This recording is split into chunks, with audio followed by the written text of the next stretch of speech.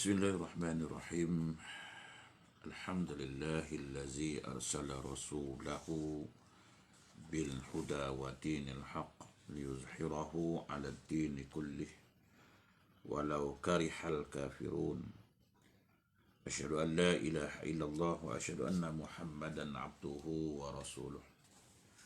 Allahumma salli wa sallim ala sayyidina wa habibina wa syafi'ina Muhammadin sallallahu alaihi wasallam. Amma ba'd. Ayyuhal mu'minun ittaqullah usikum wa iyaya bittaqwallahi faqad fazal muttaqun. Subhanaka la ilma lana illa ma 'allamtana innaka antal alimul hakim. Rabbi shrah li sadri wa yassir li amri wahlul 'uqdatam min lisani yafqahu qawli. Rabbi yassir wa la tu'assir ya karim. Allahumma zakkirna ma nasina wa 'allimna ma jahilna. Allahumma zakkirna ma nasina wa 'allimna ma jahilna.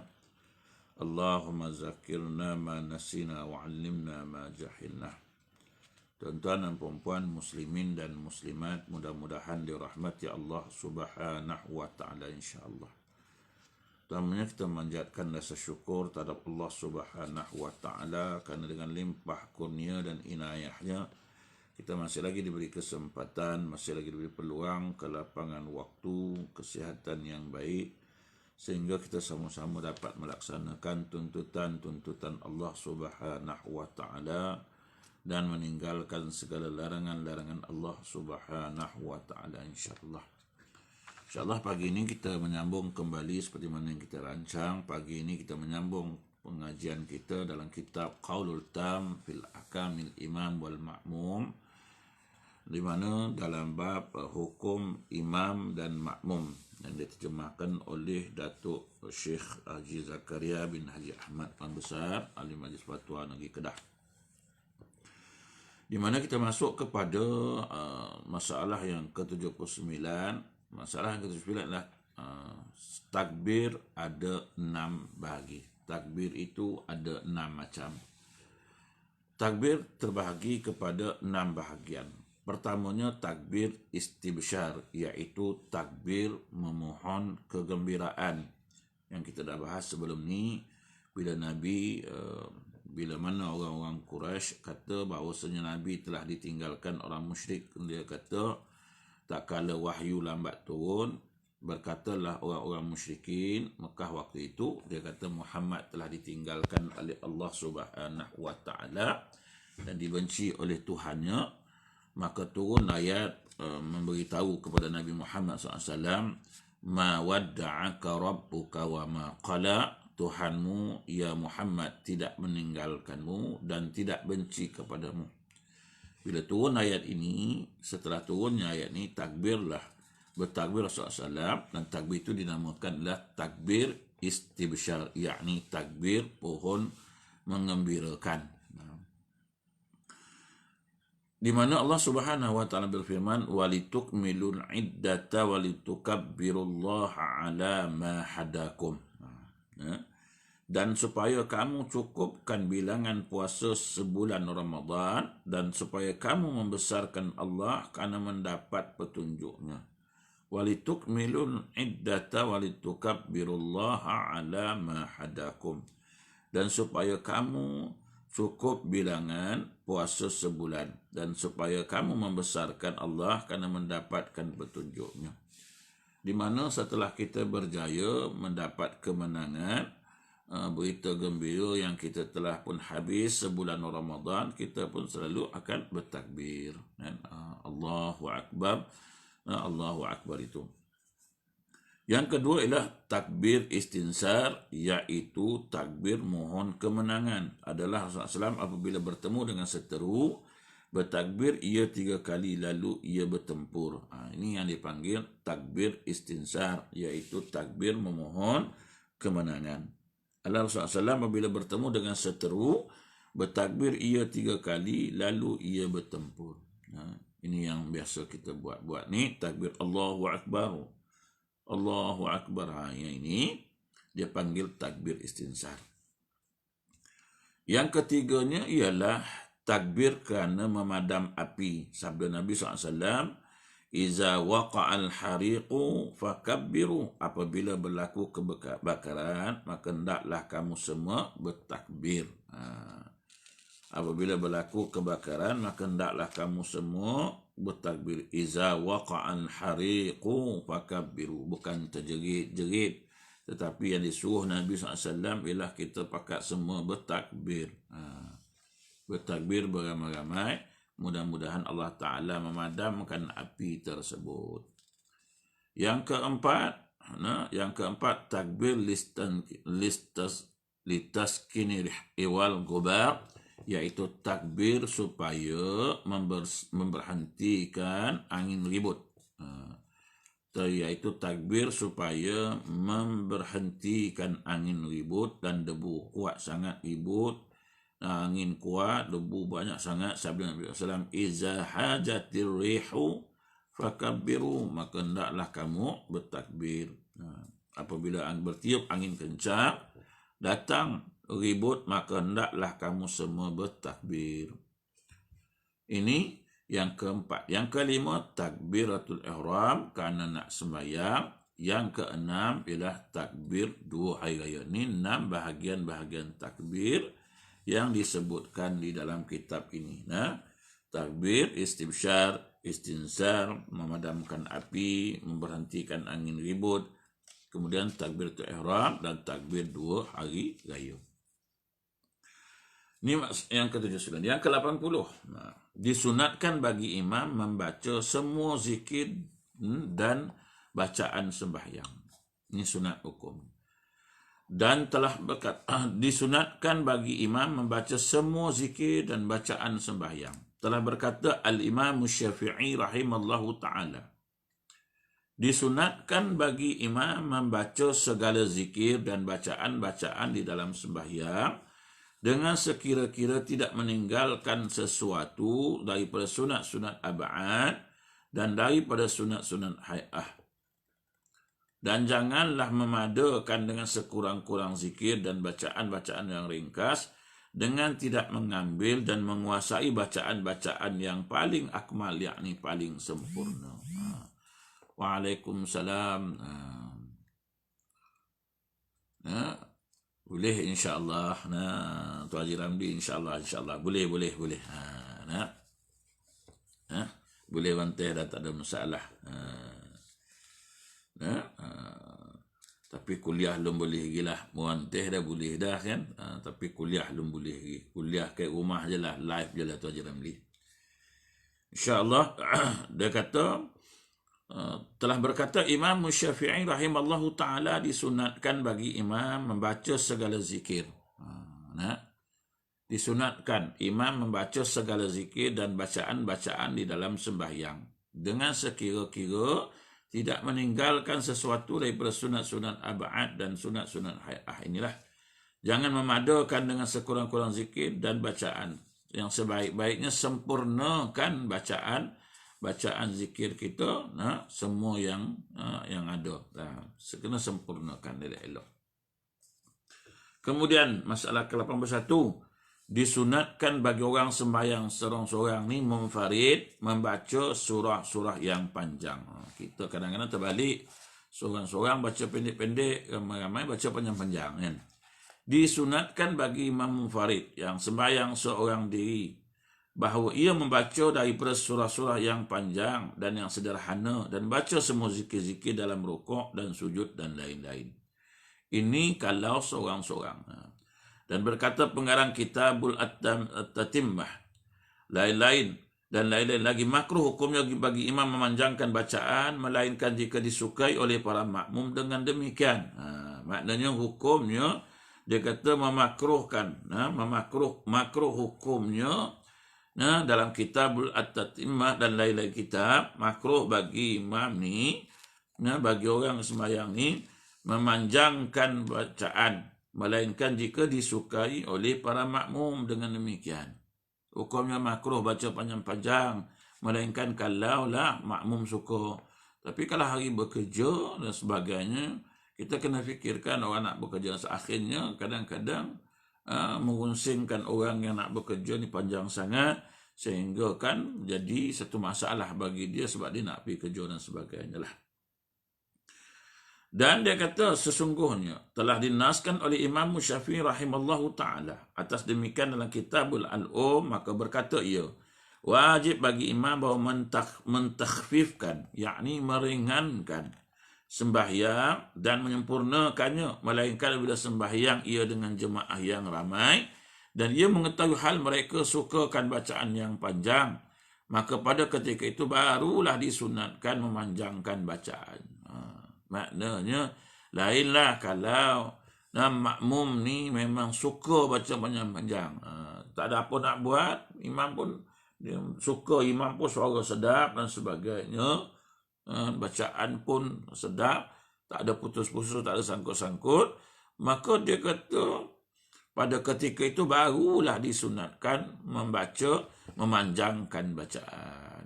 Tapi yalah macam orang tua dulu lah, orang tua dulu baca ayat lazimnya, sekarang ni je tuan-tuan.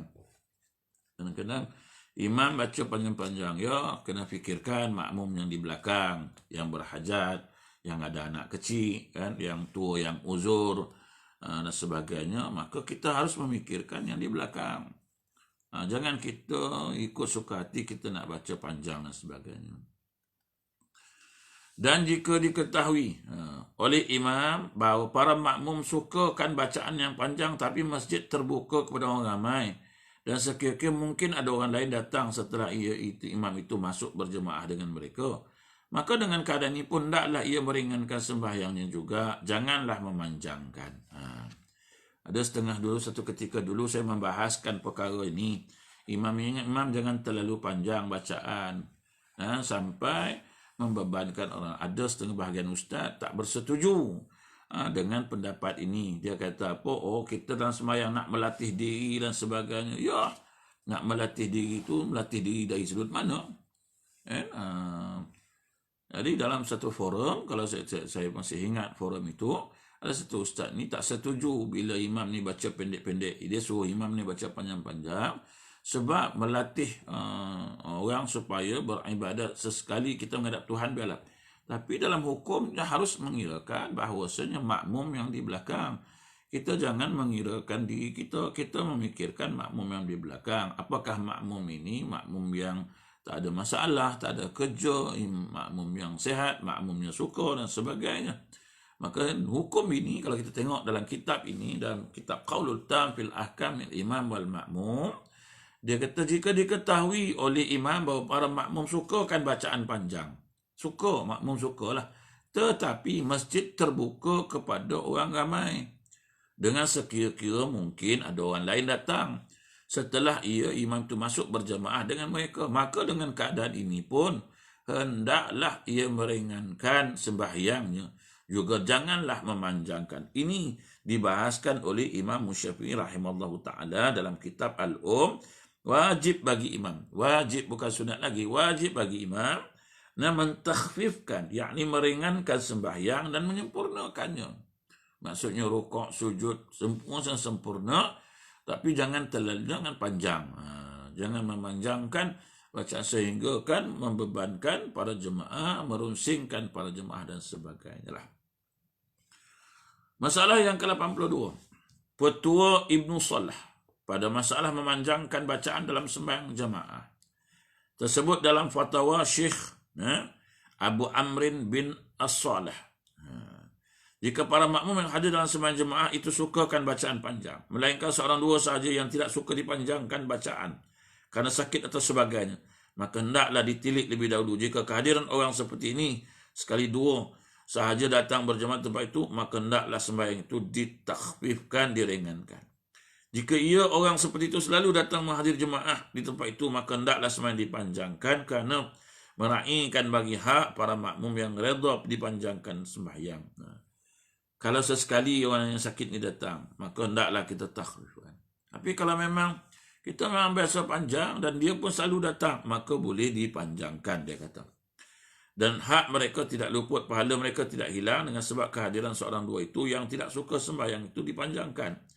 Berkata Imam Nawawi dan Hurain Ilmu Salah pada masalah Allah baik dan jelas. tengok keadaan. Jadi kita janganlah suka-suka nak baca panjang-panjang. Sebab ini hukum. Sampaikan Imam Syafi'i sendiri mengatakan wajib kita imam ni mentakhfifkan sembahyang, meringankan sembahyang, jangan memberat-beratkan sembahyang ini. Sampaikan orang rasa bosan, rasa jemu nak datang solat berjemaah, nak ikut imam. 83, masalah 83. Disunatkan bagi imam menunggu orang yang hendak masuk sembahyang di belakang. Jika imam berasa di dalam rukuknya atau tasyahud akhirnya ada orang yang hendak masuk sembahyang di belakangnya. Ada imam tengah sembahyang, tiba-tiba ada berasa ada orang nak masuk sembahyang. Dalam rukuk, dalam tasyahud ni ada orang masuk. Maka dia kata disunatkan baginya, bagi siapa? Bagi imam tadi, menunggu orang itu mengikut mazhab dengan beberapa syarat seperti berikut. Maknanya, imam boleh tunggu makmum tadi.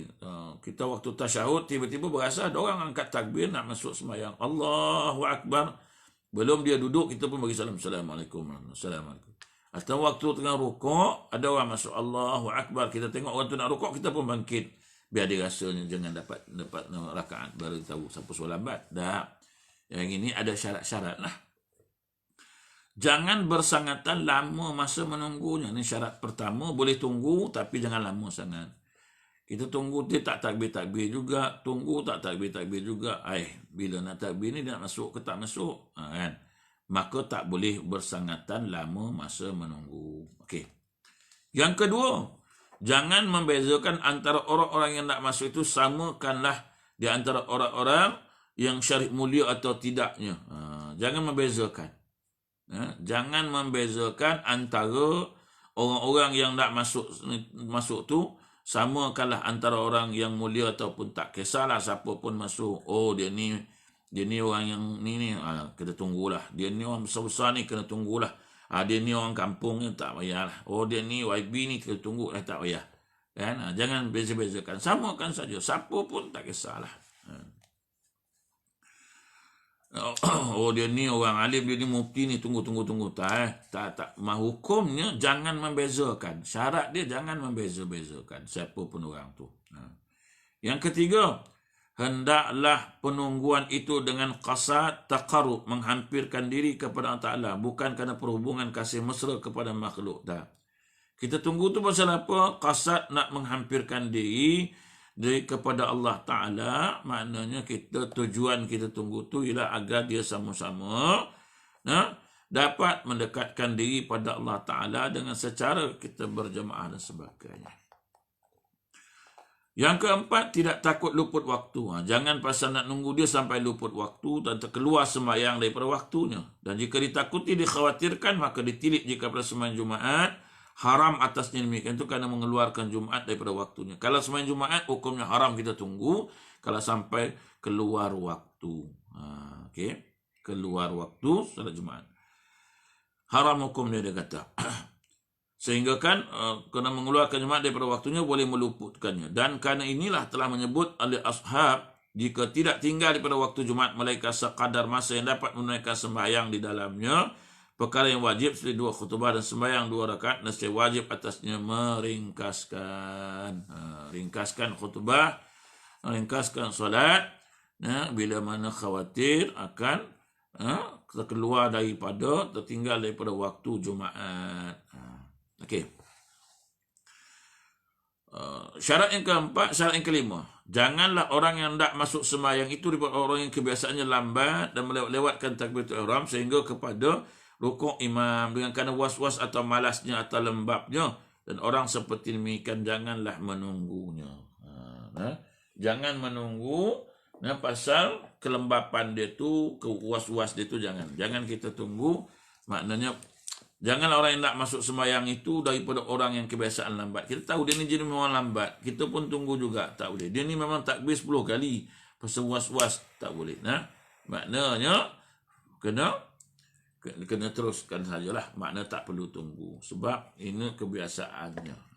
Dia memang lambat. Okey. Yang seterusnya lagi. Yang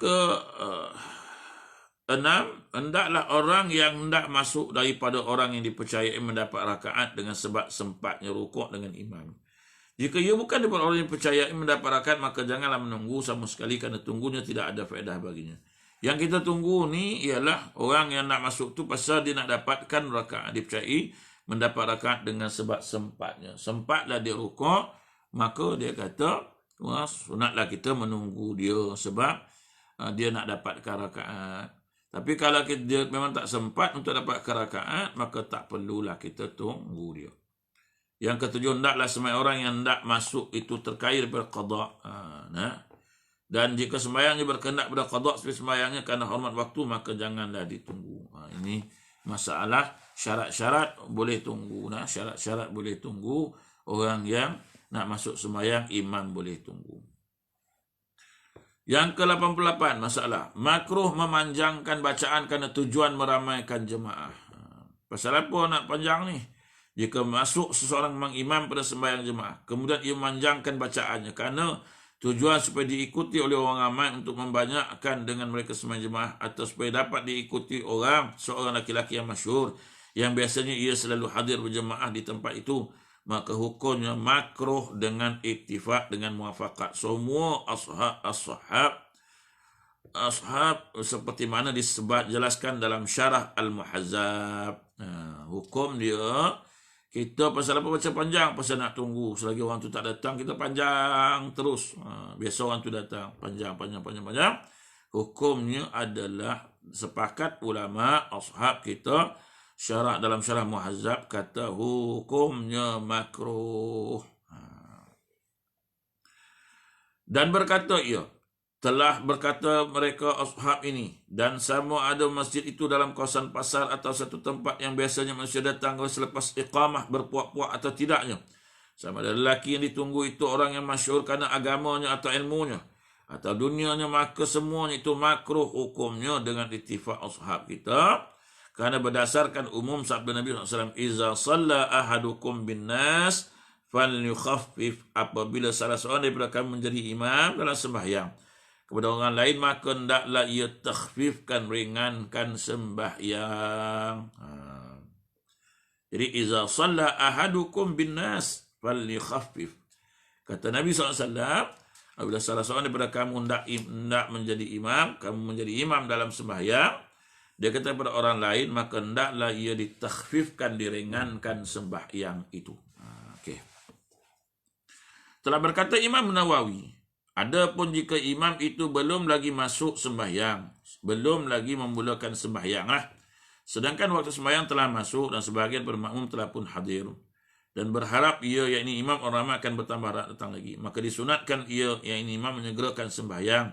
Janganlah tunggu mereka, kerana bahawasanya apabila menyegerakan sembahyang itu akan menggemarkan mereka hadir, bersegera mereka pergi ke masjid pada awal waktunya.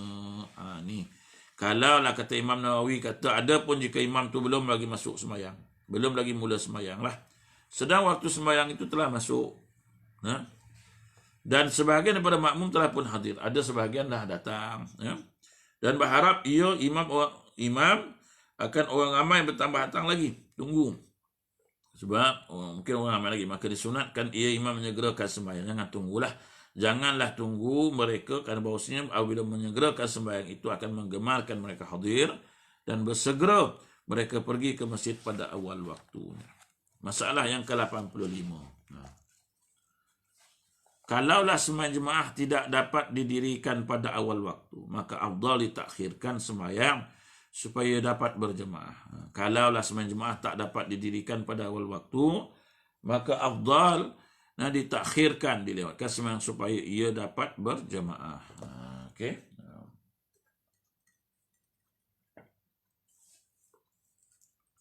Ini masalah yang ke-85. Masalah yang ke-85 ini dia kata ialah kalau tak dapat dirikan pada awal waktu, maka afdal ditakhirkan sembahyang supaya ia dapat berjemaah.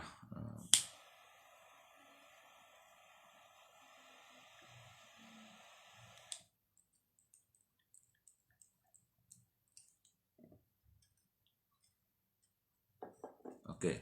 Yang seterusnya, Jika sembahyang berjemaah itu tidak dapat didirikan, jika sembahyang berjemaah itu tak dapat didirikan pada awal waktu, dia kata tak dapat dilakukan pada awal waktu, maka afdal ditakhirkan sembahyang supaya ia dapat sembahyang berjemaah dengan sepenuhnya.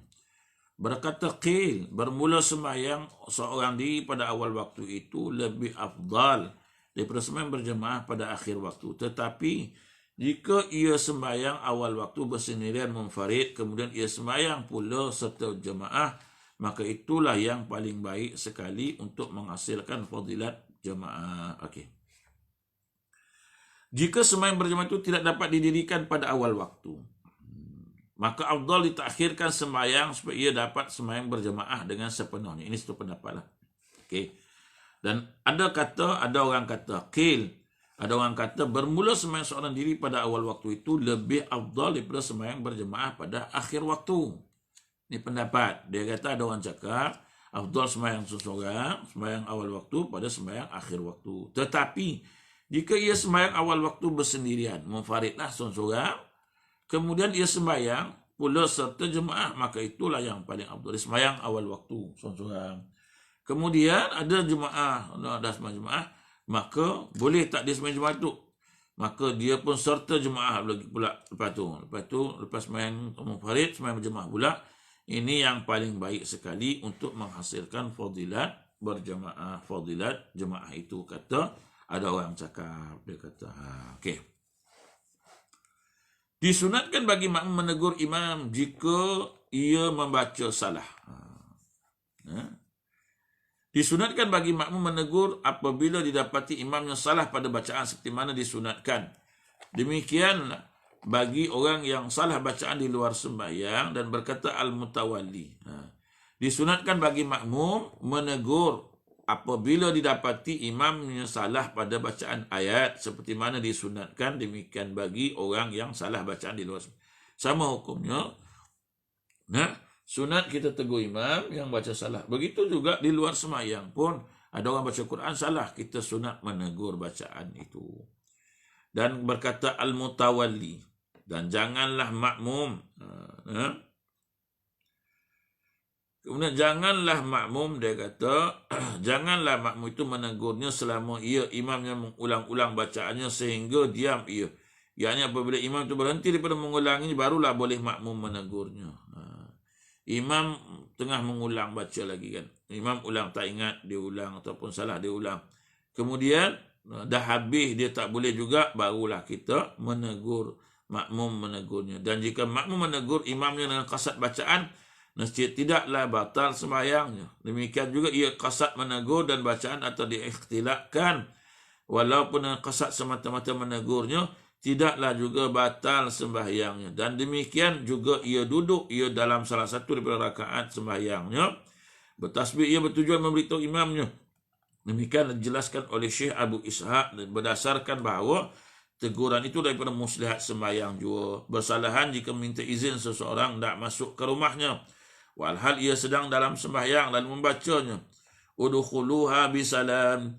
Maka jika kasat bacaan atau jawapan serta bacaan diikhtilafkannya, yakni dibaca dengan kasat apa-apa, tidak dikasatkan apa-apa, maka tidaklah batal sembahyangnya. Dia kata bersalahan jika minta izin seorang nak masuk ke rumahnya, walhal ia sedang sembahyang dalam sembahyang, lalu membacanya ayat udkhuluha bisalam. Maka jika kasat bacaan atau jawapan serta bacaan diikhtilafkan, tidak dikasatkan apa-apa, maka tidak batal sembahyangnya. Jika dikasatkan izin sahaja, nescaya batal sembahyangnya, kerana izin itu bukan daripada muslihat sembahyang. Apa maksud dia baca? Apa tujuan dia sebut ayat ni? Tujuannya, kasatnya ialah jawapan serta bacaan diikhtilafkan, maka tidaklah batal sembahyang. Kalau kasat hanya bacaan saja nak baca. Jika dikasatkan nak bagi tahu, nak masuk izinkan dia masuklah rumah kita, maka hukumnya batal sembahyang. Okey. Demikian juga tidak batal sembahyang mubaligh di belakang imam jika ia kasat. Jika kasat ia dengan takbir itu menyampaikan kepada para makmum dengan intiqalat, perpindahan. Selalunya bila imam dan ada mubalik di belakang macam di Masjidil Haram dan sebagainya, ada mubaliknya lah. Tujuan apa dia buat ni? Menyampaikan takbir itu menyampaikan pada makmum dengan intiqalat perpindahan perbuatan sembahyang daripada satu rukun kepada rukun yang lain serta imam. Dan ia daripada muslihat sembahyangnya boleh. Ya boleh. Bandingannya seperti sembahyang atau mengambil wuduk untuk mengajar. Berdasar pada perbuatan Nabi SAW yang mana baginda telah mengerjakan sembahyang untuk mengajarkan mereka cara-cara sembahyang. Dan sabda Nabi SAW maksudnya sungguhnya aku mengerjakan sembahyang ini supaya kamu semua mengikuti aku dan mempelajari yakni cara kaifiat sembahyang aku, kata Nabi SAW. Okey, baik. Yang nak pergi bekerja, silakan tuan-tuan. Kita masih boleh nanti insya-Allah boleh tengok ulangan-ulangannya. InsyaAllah. Ya, siapa yang nak pergi bekerja dah sampai waktu untuk pergi bekerja, silakan tuan-tuan. Ialah hari Isnin. Ada di kalangan kita yang dengar ini pun nak bekerja dan sebagainya. Silakan tuan. Masalah ke-87. Hendaklah makmum menegur imam dengan zikir. Jika imam lupa membaca Fatihah, maka hendaklah makmum di belakangnya baca tasbih untuk mengingatinya. Dan jika ia tidak sedar juga, maka tidak boleh ia tegur dengan kata-kata yang lain daripada zikir seperti berkata, engkau tertinggal Fatihah, tak boleh. Atau berkata, ia bacalah Fatihah, tak boleh. Dan jika ia berkata juga seperti demikian, nescaya batallah sembahyangnya sama sekali kerana ia mengingatkan imamnya bukan dengan zikir. Okey. Masalah yang ke-88. Makmum syak bilangan rakaat imamnya. Masalah yang ke-88. Makmum syak akan bilangan imamnya. Ini masalah 88. InsyaAllah kita akan sambung kuliah subuh besok pagi. InsyaAllah. Jadi tuan-tuan cukup setakat itu. Sampai pada masalah yang ke-88. 88. Dalam bab makmum syak bilangan rakaat imamnya. Ini masalah ke-88. InsyaAllah kita sambung subuh besok. Kitab ini ada sampai masalah yang sampai masalah 214. Kitab ini ada masalah sampai 214. InsyaAllah sekarang dah 88. Jadi InsyaAllah kita akan sambung kuliah online kita ni secara live ini subuh besok dalam kitab Qaulul Tam fil Ahkam Imam wal Makmum, masalah yang ke-88. Masalah dia ialah makmum syak bilangan rakaat imamnya. Wallahu a'lam. A'udzubillahi minasyaitonir rajim. Bismillahirrahmanirrahim. Allahumma inna nas'aluka ilman nafi'an wa rizqan halalan tayyiban wa 'amalan mutaqabbalan. Alhamdulillahi rabbil alamin. Assalamualaikum warahmatullahi wabarakatuh.